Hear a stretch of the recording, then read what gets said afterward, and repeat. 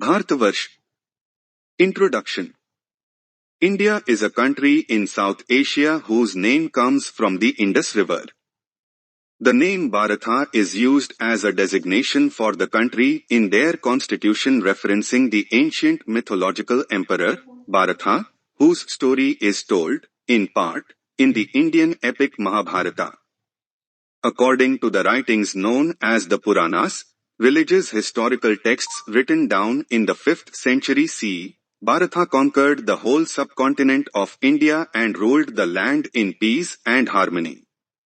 The land was, therefore, known as Bharatavarsha, the subcontinent of Bharatha. Hominid activity in the Indian subcontinent stretches back over 250,000 years, and it is, therefore, one of the oldest inhabited regions on the planet. Archaeological excavations have discovered artifacts used by early humans, including stone tools, which suggest an extremely early date for human habitation and technology in the area. While the civilizations of Mesopotamia and Egypt have long been recognized for their celebrated contributions to civilization, India has often been overlooked, especially in the West, though its history and culture is just as rich. Prehistory of India. The areas of present-day India, Pakistan, and Nepal have provided archaeologists and scholars with the richest sites of the most ancient pedigree.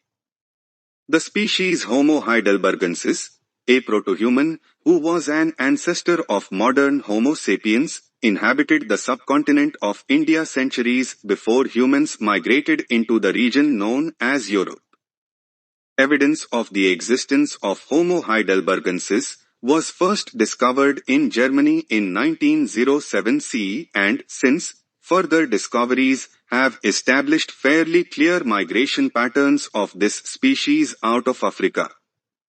Recognition of the antiquity of their presence in India has been largely due to the fairly late archaeological interest in the area, as, unlike work in Mesopotamia and Egypt, Western excavations in India did not begin in earnest until the 1920s CE.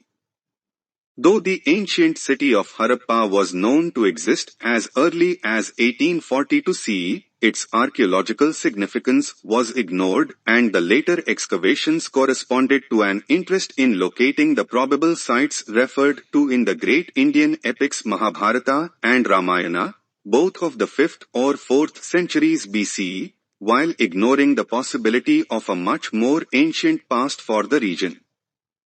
The village of Balathal, near Udaipur in Rajasthan, to cite only one example, illustrates the antiquity of India's history as it dates to 4000 BC. Balathal was not discovered until 1962 CE, and excavations were not begun there until the 1990s CE. Archaeological excavations in the past 50 years have dramatically changed the understanding of India's past and, by extension, world history. A 4,000-year-old skeleton discovered at Balathal in 2009 CE provides the oldest evidence of leprosy in India. Prior to this find, leprosy was considered a much younger disease, thought to have been carried from Africa to India at some point and then from India to Europe by the army of Alexander the Great following his death in 323 BC. It is now understood that significant human activity was underway in India by the Holocene period, 10,000 years ago, and that many historical assumptions based upon earlier work in Egypt and Mesopotamia need to be reviewed and revised. The beginnings of the Vedic tradition in India, still practiced today, can now be dated, at least in part, to the indigenous people of ancient sites such as Balathal rather than, as often claimed, wholly to the Aryan invasion of circa 1500 BC. Mohenjo-daro and Harappan civilization. The Indus Valley civilization dates to 5000 BCE and grew steadily throughout the lower Gangetic Valley region southwards and northwards to Malwa. The cities of this period were larger than contemporary settlements in other countries, were situated according to cardinal points, and were built of mud bricks, often kiln-fired. Houses were constructed with a large courtyard opening from the front door, a kitchen workroom for the preparation of food, and smaller bedrooms. Family activities seem to have centered on the front of the house, particularly the courtyard, and in this, are similar to what has been inferred from sites in Rome, Egypt, Greece, and Mesopotamia. The most famous sites of this period are the great cities of Mohenjo-daro and Harappa, both located in present-day Pakistan, Mohenjo-daro in the Sindh province and Harappa in Punjab, which was part of India until the 1947 CE partition of the country, which created the separate nation. Harappa has given its name to the Harappan civilization, another name for the Indus Valley civilization, which is usually divided into early, middle, and mature periods corresponding roughly to 5000 to 4000 BCE, early, 4000 to 2900 BCE, middle, and 2900 to 1900 BCE, mature. Harappa dates from the middle period, circa 3000 BCE, while Mohenjo-daro was built in the mature period, circa 2600 BCE. Harappa was largely destroyed in the 19th century CE when British workers carried away much of the city for use as ballast in constructing the railroad, and many buildings had already been dismantled by citizens of the local village of Harappa, which gives the site its name, for use in their own projects. It is therefore now difficult to determine the historical significance of Harappa, save that it is clear it was once a significant Bronze Age community with a population of as many as 30,000 people. Mohenjo-daro, on the other hand, is much better preserved as it lay mostly buried until 1922 CE. The name Mohenjo-daro means Mound of the Dead in Sindhi. The original name of the city is unknown, although various possibilities have been suggested by finds in the region, among them, the Dravidian name, Kukkutarma, the city of the cock, a possible allusion to the site as a center of ritual cockfighting or, perhaps, as a breeding center for cocks. Mohenjo-daro was an elaborately constructed city, with streets laid out evenly at right angles and a sophisticated drainage system. The Great Bath, a central structure at the site, was heated and seems to have been a focal point for the community. The citizens were skilled in the use of metals such as copper, bronze, lead, and tin, as evidenced by artworks such as the bronze statue of the dancing girl and by individual seals, and cultivated barley, wheat, peas, sesame, and cotton. Trade was an important source of commerce, and it is thought that ancient Mesopotamian texts which mention Magan and Meluha refer to India generally or, perhaps, Mohenjo-daro specifically. Artifacts from the Indus Valley region have been found at sites in Mesopotamia, though their precise point of origin in India is not always clear. The people of the Harappan civilization worshipped many gods and engaged in ritual worship. Statues of various deities, such as Indra, the god of storm and war, have been found at many sites, and, chief among them, terracotta pieces depicting the Shakti, the mother goddess, suggesting a popular, common worship of the feminine principle.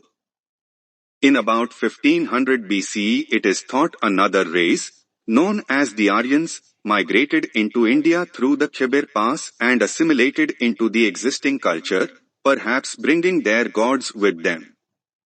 While it is widely accepted that the Aryans brought the horse to India, there is some debate as to whether they introduced new deities to the region or simply influenced the existing belief structure.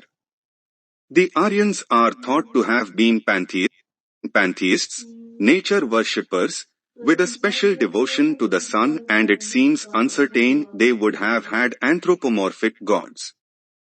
At about this same time, c. 1700 to 1500 BCE, the Harappan culture began to decline. Scholars cite climate change as one possible reason. The Indus River is thought to have begun flooding the region more regularly, as evidenced by approximately 30 feet or 9 meters of silt at Mohenjo-daro, and the great cities were abandoned.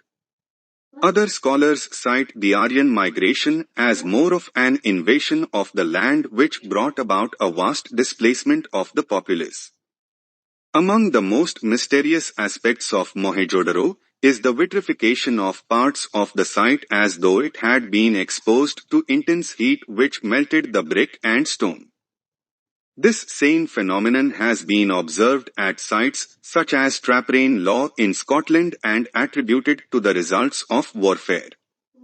Speculation regarding the destruction of the city by some kind of ancient atomic blast, possibly the work of aliens from other planets, is not generally regarded as credible. The Vedic period. The Aryan influence, some scholars claim, gave rise to what is known as the Vedic period in India, c. 1700 to 150 BCE, characterized by a pastoral lifestyle and adherence to the religious texts known as the Vedas. Society became divided into 4 classes: the Varnas, popularly known as the caste system, which were comprised of the Brahmana at the top, priests and scholars; the Kshatriya next, the warriors; the Vaishya, farmers and merchants; and the Shudra, laborers. The lowest caste was the Dalits, the untouchables, who handled meat and waste, though there is some debate over whether this class existed in antiquity. At first, it seems this caste system was merely a reflection of one's occupation, but, in time, it became more rigidly interpreted to be determined by one's birth, and one was not allowed to change castes nor to marry into a caste other than one's own. This understanding was a reflection of the belief in an eternal order to human life dictated by a supreme deity. While the religious beliefs which characterized the Vedic period are considered much older, it was during this time that they became systematized as the religion of Sanatan Dharma, which means eternal order, known today as Hinduism, this name deriving from the Indus, or Sindus, river where worshippers were known to gather, hence Sindhus, and then Hindus. The underlying tenet of Sanatan Dharma is that there is an order and a purpose to the universe and human life, and by accepting this order and living in accordance with it, one will experience life as it is meant to be properly lived. While Sanatan Dharma is considered by many a polytheistic religion consisting of many gods, it is actually monotheistic in that it holds there is one God, Brahma, the Self, who, because of his greatness, cannot be fully apprehended save through the many aspects which are revealed as the different gods of the Hindu pantheon. It is Brahma who decrees the eternal order and maintains the universe through it. This belief in an order to the universe reflects the stability of the society in which it grew and flourished as, during the Vedic period, governments became centralized and social customs integrated fully into daily life across the region. Besides the Vedas, the great religious and literary works of the Upanishads, the Puranas, the Mahabharata, and the Ramayana all come from this period. In the 6th century BCE, the religious reformers Vardhaman Mahavira, 549 to 477 BCE, and Siddhartha Gautama, 563 to 483 BCE, broke away from mainstream Sanatan Dharma to eventually create their own religions of Jainism and Buddhism. These changes in religion were a part of a wider pattern of social and cultural upheaval which resulted in the formation of city-states and the rise of powerful kingdoms, such as the Magad kingdom under the ruler Bimbisara. Increased urbanization and wealth attracted the attention of Cyrus, ruler of the Persian Empire, who invaded India in 530 BCE and initiated a campaign of conquest in the region. 10 years later, under the reign of his son, Darius I, northern India was firmly under Persian control. The regions corresponding to Afghanistan and Pakistan today, and the inhabitants of that area subject to Persian laws and customs. One consequence of this, possibly, was an assimilation of Persian and Indian religious beliefs which some scholars point to as an explanation for further religious and cultural reforms. The great empires of ancient India. Persia held dominance in northern India until the conquest of Alexander the Great in 327 BC. 1 year later, Alexander had defeated the Achaemenid Empire and firmly conquered the Indian subcontinent. Again, foreign influences were brought to bear on the region, giving rise to the Greco-Buddhist culture which impacted all areas of culture in northern India from art to religion to dress. Statues and reliefs from this period depict Buddha and other figures as distinctly Hellenic in dress and pose, known as the Gandhara school of art. Following Alexander's departure from India, the Mauryan Empire, 322 to 185 BCE, rose under the reign of Chandragupta Maurya, 320 to 298, until, by the end of the 3rd century BCE, it ruled over almost all of northern India. Chandragupta's son, Bindusara reigned between 298 to 272 BCE and extended the empire throughout the whole of India. His son was Ashoka the Great, lived 304 to 232, reigned 269 to 232 BCE, under whose rule the empire flourished at its height. 8 years into his reign, Ashoka conquered the eastern city-state of Kalinga, which resulted in a death toll numbering over 100,000. Shocked at the destruction and death, Ashoka embraced the teachings of the Buddha and embarked on a systematic program advocating Buddhist thought and principles. He established many monasteries and gave lavishly to Buddhist communities. His ardent support of Buddhist values eventually caused a strain on the government both financially and politically, as even his grandson, Sampadi, heir to the throne, opposed his policies. By the end of Ashoka's reign, the government treasury was severely depleted through his regular religious donations, and, after his death, the empire declined rapidly.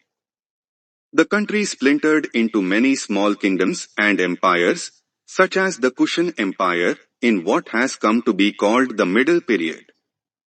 This era saw the increase of trade with Rome, which had begun c. 130 BCE, following Augustus Caesar's conquest of Egypt in 30 BCE. Egypt had been India's most constant partner in trade in the past. This was a time of individual and cultural development in the various kingdoms, which finally flourished in what is considered the golden age of India under the reign of the Gupta Empire, 320 to 550 CE.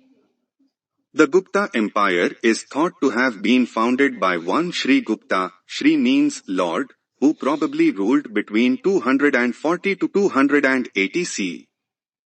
As Sri Gupta is thought to have been of the Vaishya, merchant, class, his rise to power in defiance of the caste system is unprecedented. He laid the foundation for the government, which would so stabilize India that virtually every aspect of culture reached its height under the reign of the Guptas. Philosophy, literature, science, mathematics, architecture, astronomy, technology, art, engineering, religion, and astronomy, among other fields, all flourished during this period, resulting in some of the greatest of human achievements. The Puranas of Vyasa were compiled during this period, and the famous caves of Ajanta and Ellora, with their elaborate carvings and vaulted rooms, were also begun. Kalidasa the poet and playwright wrote his masterpiece Shakuntala, and the Kama Sutra was also written or compiled from earlier works by Vatsyayana. Varhamihira explored astronomy at the same time as Aryabhatta, the mathematician, made his own discoveries in the field and also recognized the importance of the concept of zero, which he is credited with inventing.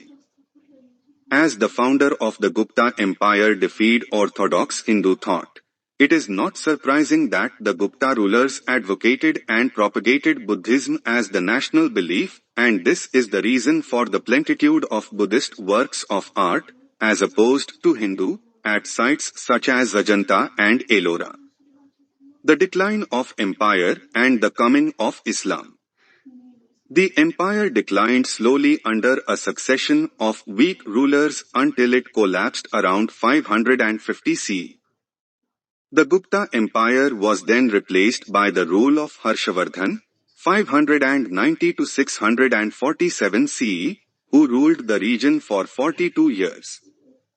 A literary man of considerable accomplishments, he authored 3 plays in addition to other works. Harsha was a patron of the arts and a devout Buddhist who forbade the killing of animals in his kingdom but recognized the necessity to sometimes kill humans in battle. He was a highly skilled military tactician who was only defeated in the field once in his life. Under his reign, the north of India flourished, but his kingdom collapsed following his death. The invasion of the Huns had been repeatedly repelled by the Guptas and then by Harshavardhan, but, with the fall of his kingdom, India fell into chaos and fragmented into small kingdoms lacking the unity necessary to fight off invading forces. In 712 CE, the Muslim general Muhammad bin Qasim conquered northern India, establishing himself in the region of modern-day Pakistan. The Muslim invasion saw an end to the indigenous empires of India and, from then on, independent city-states or communities under the control of a city would be the standard model of government. The Islamic sultanates rose in the region of modern-day Pakistan and spread northwest. The disparate world views of the religions, which now contested each other for acceptance in the region, and the diversity of languages spoken, made the unity and cultural advances, such as were seen in the time of the Guptas, difficult to reproduce. Consequently, the region was easily conquered by the Islamic Mughal Empire. India would then remain subject to various foreign influences and powers, among them the Portuguese, the French, and the British, until finally winning its independence in 1947 CE.